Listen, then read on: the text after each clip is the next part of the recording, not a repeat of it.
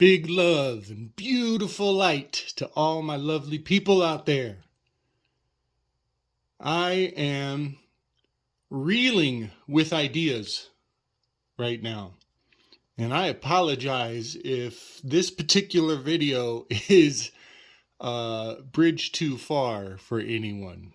I'm going to link a show from Greg Carlwood, the man, the myth, the legend. He just had a returning guest, Troy McLaughlin, who altered my perception of reality 7 years ago, and he just stepped back on the scene, and man alive, he is bringing levels of knowledge that were well worth the wait. I'll just say it that way. 7 years is a long time to kind of process what he dropped on us before. And now here I am with many years of experience in the research of the Saturn death cult. And he's kind of bringing it back with some new, I think he's got a new addition to his book with quite another level of depth. So please bear with me if any of this goes over your head, or if you feel unprepared for what I'm about to put out. It is, to say the least, standing on the shoulders of many giants who are standing on the shoulders of the giants before them. This is some next level crazy. Not afraid to admit it. Not at all afraid. So if you've been watching my past few videos, we've been tracking Anubis and the fallen cultures, the hidden, secreted schools of thought that have been obfuscated through the history of this planet, this place that we're in. And, Troy McLaughlin, his work is based on the Saturn death cult. And as soon as I heard that term, when the show started, I immediately had to do the gematria. And it became clear very quickly. Anubis equals Saturn. The dog-headed god of the underworld is Saturn. Now, bear with me, because I know that I have associated Christ with Saturn before. And, Christ does have that resurrection component. And I do not want to taint the concept of Jesus Christ by asserting in any way, shape, or form that this is the origin of the man. I would assert a little, just to clarify, I would assert that Rome and, those who practice, Saturnalia, they have tainted the story of Christ with this death cult overlay. And so please separate the man, the living man who walked on this planet and brought high wisdom, good spirits, and pure intention, that whole concept of perfection. Just do me the kindness of separating, Christ from Saturn, because that what I mentioned before, him wearing the crown, taking the place of Kronos, him being the Lord of time, in that his death marks the beginning of a new age. Just let's set that aside. Let's keep Jesus out of this one as best we can, because Lord knows it's not that you don't want to mix your oil and your water. The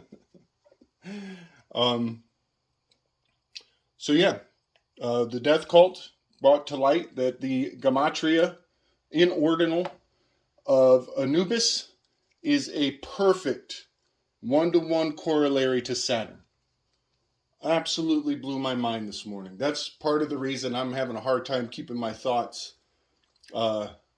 from scattering far and wide.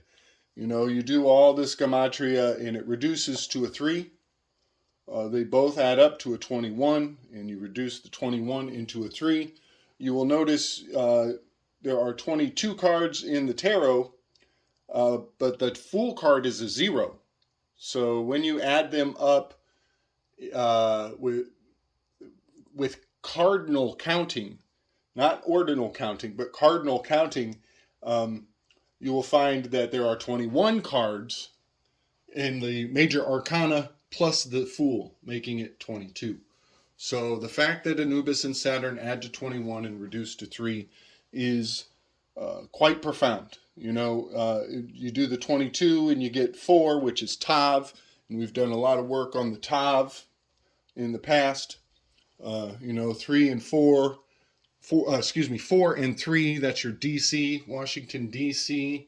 That's the quadrivium and the trivium, the 4 and the 3. But we're going to focus on this 3 here.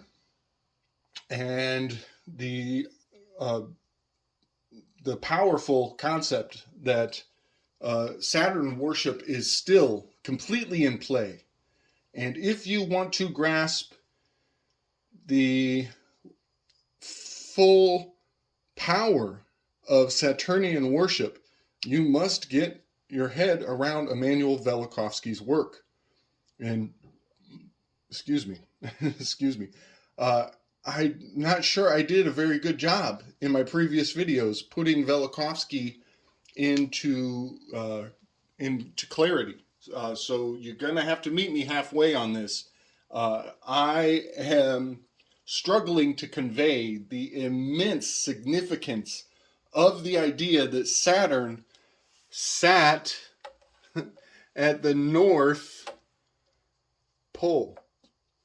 If you were to hold the camera facing north and leave the shutters open, the stars would trace this circle, this turning of the age, and they would be a double arch. There's an arch in the north, and when you turn to the south, if you had a camera facing in both directions, 2 cameras, 1 in each direction, you would see there's an arch in the north, there's an arch in the south, a double rainbow, so to say.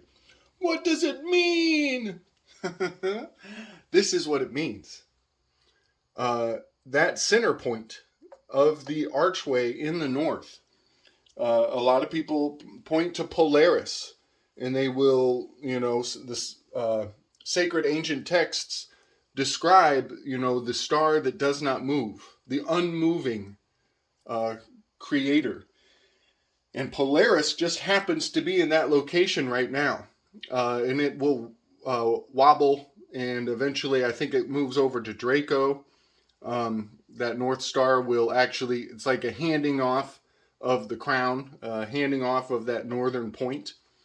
But if you have your head around Immanuel Velikovsky's work, you will know that in ancient times, Saturn sat at the North Pole, having much to do with the Santa Claus myth, having much to do with why Saturn is still worshipped and being evoked in the mythology of the elites.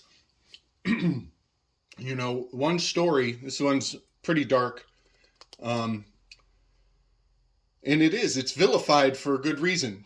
Saturn, when it was in the North Pole, when we were in the axial alignment of the electric universe, primordial cosmology, there was providence across the land. Things were easy. Things were under our command. They say that Adam had a language that would command reality, and he could speak things into existence. His prime directive was to name all of the things in the world, to disambiguate what all the things that were not him, to use the power of the word. And that is a component of the Golden Age. So this story is very interesting to me. So Saturn is vilified by Christianity, and it is exalted by Judaism and also by the Catholic Church. I think underground, the Catholic Church has found the power of Saturn worship, and they hold it in very high regard. And so the story is that there was an elite family, a royal house. I forget the name and the time frame, but they always had a place set at the table, at the head of the table, for Satan. And when they would eat, they would all bow their heads and give acknowledgement and give some, a prayer, a obeisance to that empty seat at their table.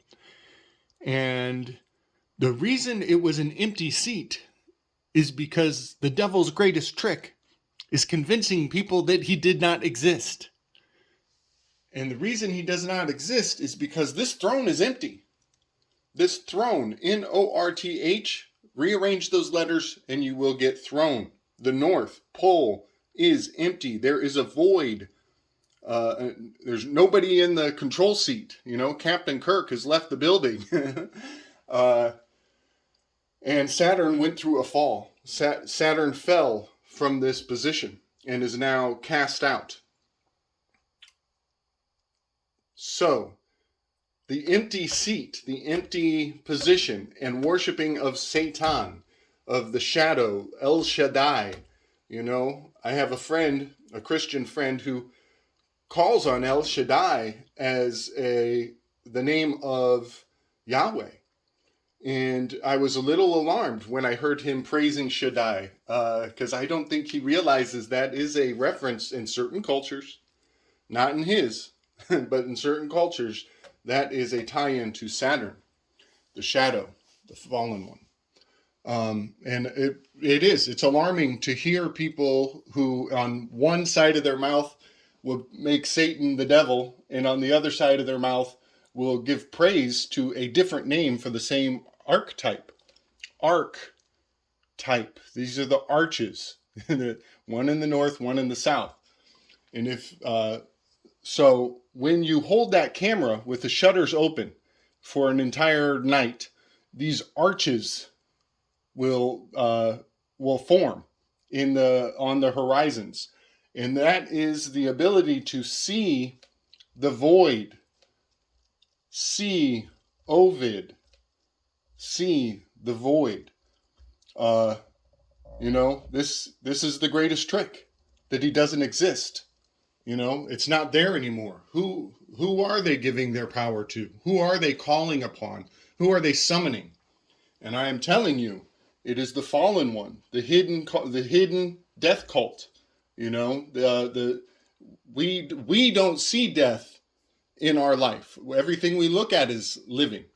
And the dead are hidden. They're buried, out of sight, down, fallen into the earth, 6 feet below, 72 inches down under the ground. So when we hear about, if you listen to the Troy McLaughlin interview with the man, the myth, the legend, Greg Carlwood, you will learn that this death cult, goes back to that science and seance, how, science can only analyze dead tissues. And in terms of things that are living, there is much ignorance still dominating the paradigm of the masses. So I just want to kind of ride through this line of reasoning real quick, and then I'm going to go back to that sky clock. So, see Ovid. We've already gone over Ovid and how he eroticized certain angelic beings coming to Earth to impregnate the daughters of man, and how this is very much a Genesis 6 homage, very much so. And, when I disambiguate this term, I get this see the void. And seeing the void is, looking at that seat, that throne where, the devil doesn't exist. And part of vilifying Saturn and giving this correlation to death is very logical if you know about Immanuel Velikovsky and the fall of Saturn from the axial alignment. And hiding and absconding the truth of that paradigm is very important to those in power as they exalt the concept of scarcity, that there's not enough in this world. And that is their primary paradigm, that there's not enough in this world. And that means that they don't want to share this knowledge. If they shared this knowledge, then Saturn would not hear their prayers, would not acknowledge them, because the phone line would be busy all day long. They need the Saturnian energy to be remain sacred, sanctified, untouched by the masses. That is why they make Saturn into a demonic force, so that the common man will not tap into this connection. And that all goes back to the devil's greatest trick, scarcity. So I want to point out, the placebo effect. We all know what this means. Placebo. It means that, somebody claps their hands 3 times and says a prayer and tells you, okay, it's all good. I got confirmation from the spirits. You're going to be cured. And then people go home, and lo and behold, it works. But there's another concept called the nocebo effect. And this has much to do with Anubis and the concept of death and using scarcity as a weapon, weaponized scarcity. And the nocebo effect, one of the stories that you will find if you research this concept is that there once was a student who was unliked by his peers, and they kidnapped him one day, put a bag over his head, and dragged him in the yard and told him they were going to cut off his head. And they laid him down on a chopping block, and instead of chopping off his head, they threw a cold, wet rag onto the back of his neck. And he was so terrified, he died instantly on the spot. That is the nocebo effect. And I accuse our previous president, commandeer, and chief of using this nocebo effect when he did his speech regarding suicide. So much suicide. Suicide. He said it like 5-10 times, And we've talked about how sus means dirty, sucia, suicide. He is giving people instructions to hand yourself over, to make yourself into an offering of death. Quite the nasty spell. Quite a nasty spell. So I just want to point out that, there is some placebo in play. There is some nocebo in play, to be sure. And there is another term that I want to bring to light. This one is very hard to find online.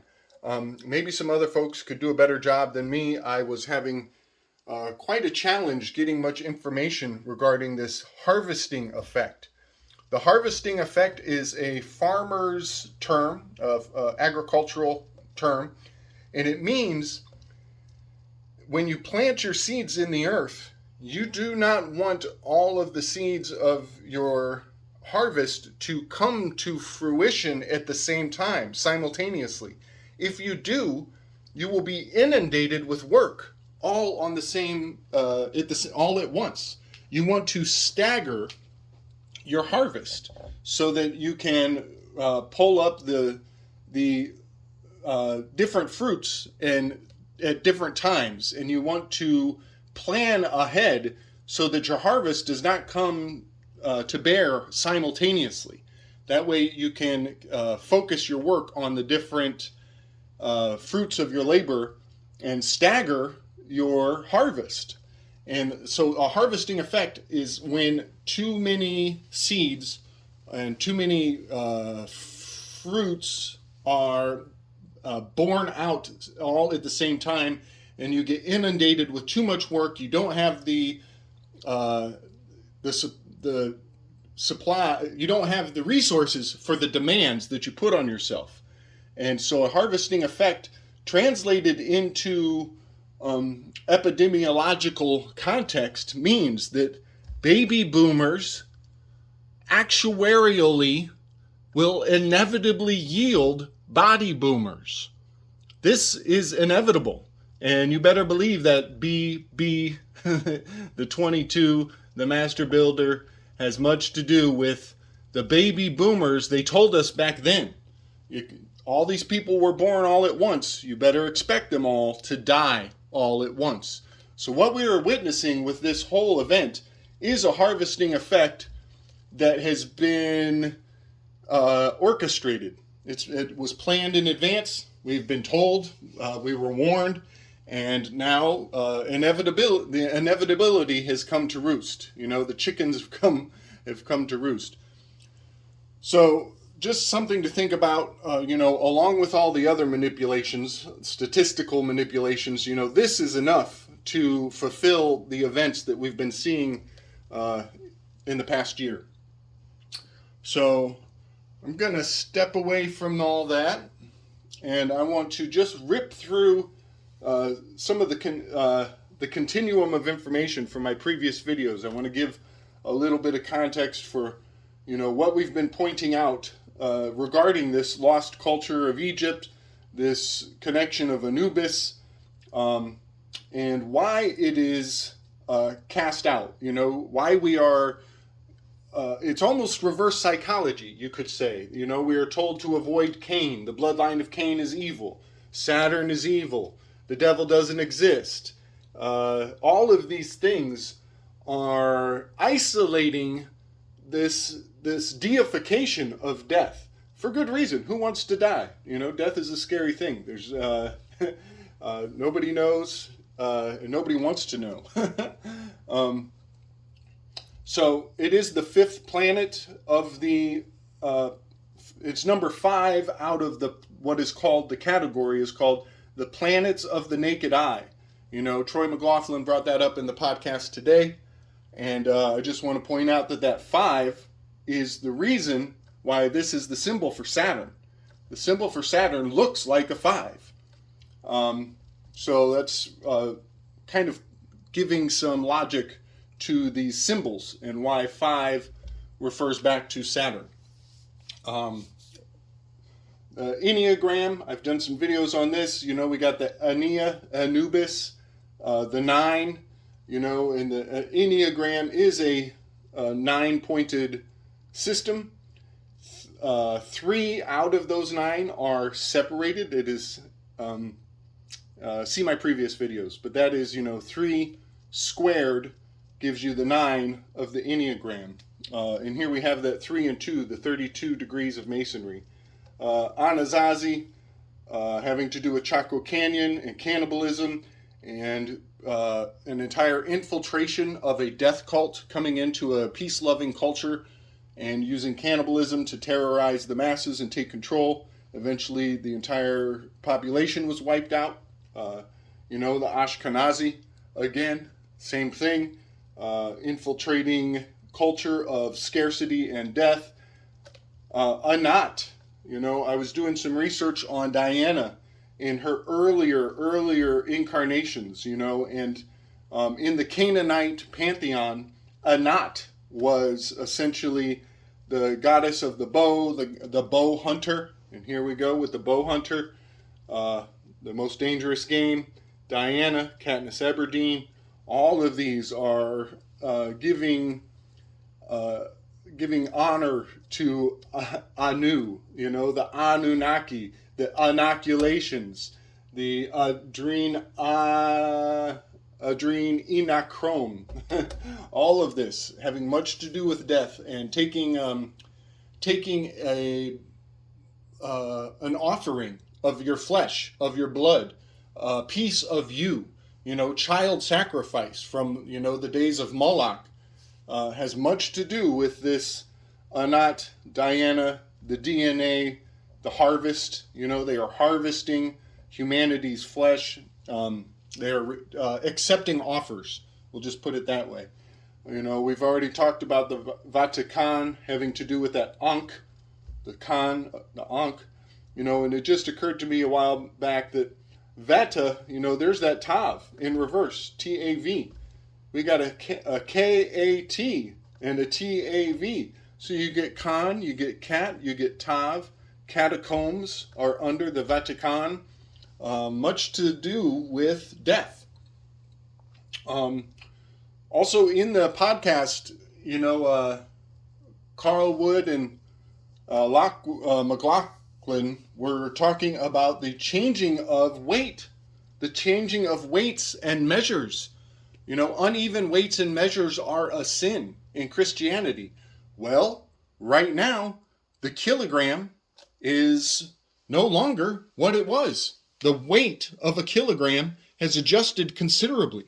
We are going through some dynamic change, and the shifting of our cosmology seems to be happening at a rapid pace. The quickening seems to be upon us, and knowing the nature of Immanuel Velikovsky's cosmology and what Saturn and the shifting of the solar system from the past may have to do with the future leads back to this kilogram. And I'm sure you guys already saw it before I even went there, but kilogram, there's your death cult, right? Swine. This one, we've talked about toxoplasmosis and the infiltration of swine into the country of Spain, and how toxoplasmosis has very mind-altering effects, decision-altering effects on a population. And Spain and Asia are quite inundated with this dietary proclivity. So I just want to point out, this one goes back to Tracy Twyman. Much love, Tracy. Wish you were here right now. We sure could use your insights.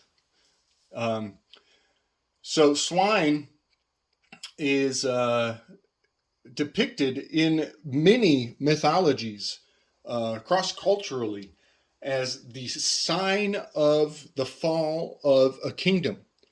The king will go wandering into the woods chasing a boar, and the kingdom will suffer until the king returns. Sometimes the king is turned into a boar or a pig, and as a result, the kingdom goes through scarcity. The presence of swine in mythology is a terrible omen to the masses. And right before this struck the humanity, before this came into play, before this card was dealt, there was a catastrophic swine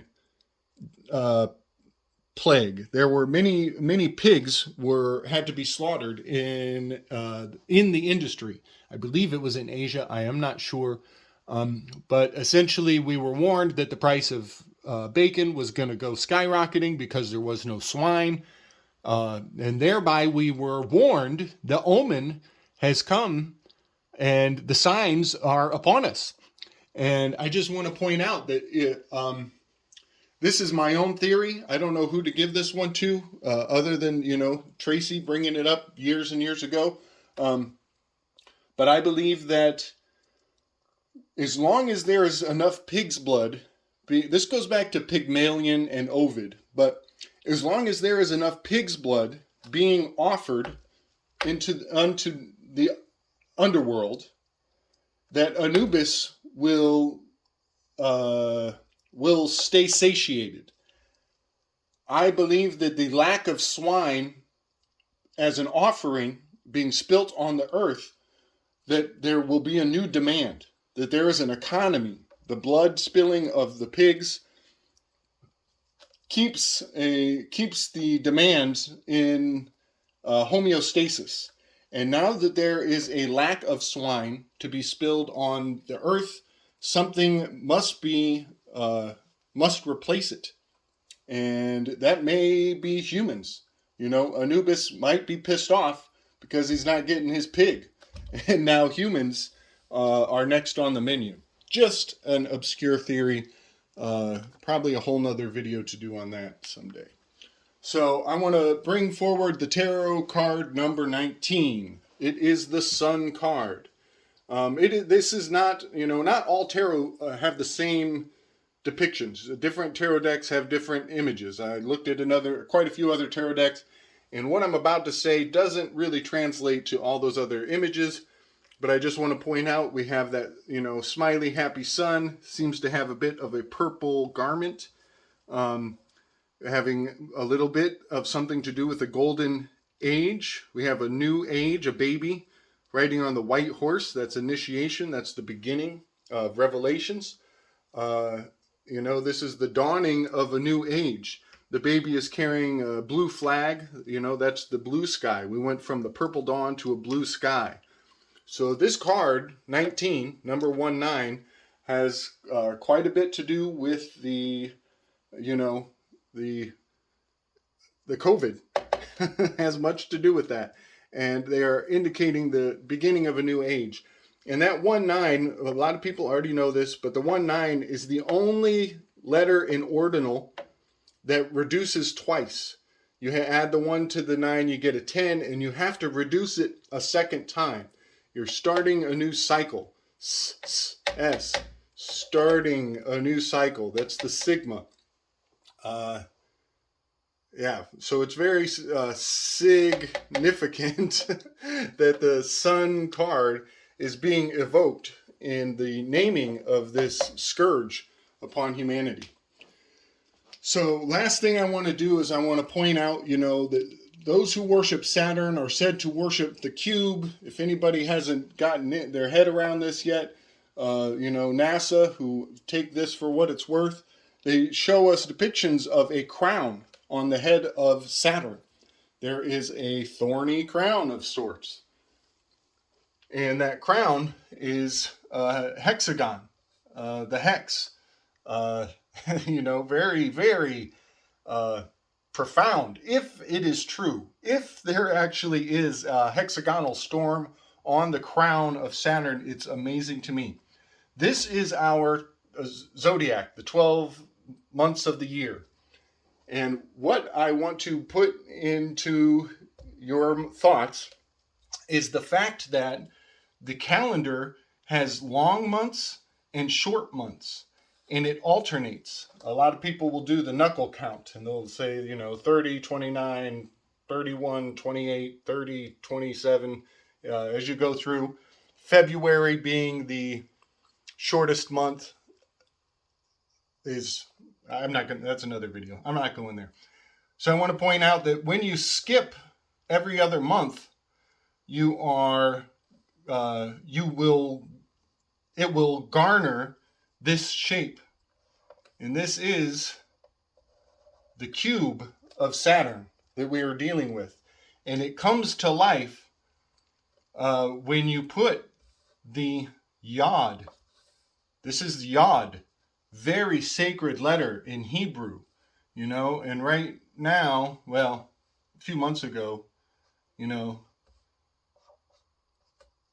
that guy was an icon of the children, of the new age, of those who are moving forward, that will take over, the next generation. And Yoda, he had 3 fingers on one hand, 3 fingers on the other hand, 3 and 3. That 33, I could do videos and videos of 33, just the word the, THE, is 33. So, how many times do we use the word the in our day? So, it is kind of intimidating to consider that our language encodes evocations that we don't even realize we're giving power to. But don't let that black pill get to you, folks. Now you know. Now you got the knowledge. Now you have command over the systems. And understanding what you're seeing as it plays out in front of you gives context to the maneuvers of these elite bastards and puts them beneath you so long as you conquer the knowledge that they flaunt in plain sight. So let that be the white pill that we end on today. Much love and strength, y'all. I hope this makes sense to you.